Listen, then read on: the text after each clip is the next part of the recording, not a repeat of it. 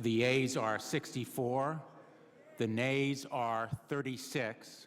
And with that vote, the U.S. Senate makes sure the federal government won't shut down for the next 2 years as the Congress adopts a budget.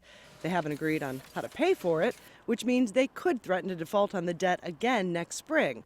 But in Washington, this is being heralded as a breakthrough.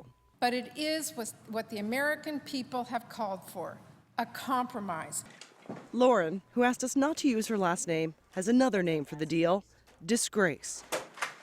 This is what she's done for 9 months. Look for work. On December 28th, the money she counts on to pay her rent goes away because Congress couldn't agree on how to extend unemployment benefits for the long-term unemployed.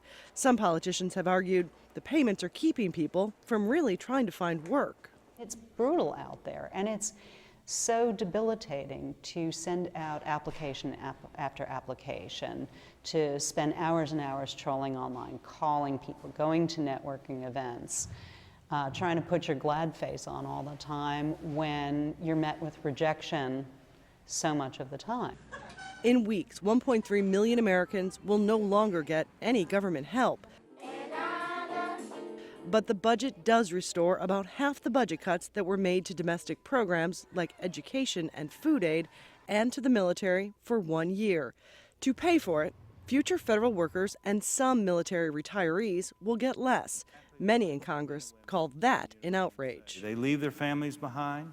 They leave behind their homes, and in many cases their jobs, in many cases a wonderful life to go out and protect the freedoms that we all enjoy. So singling them out is not just unfair, but it's also wrong.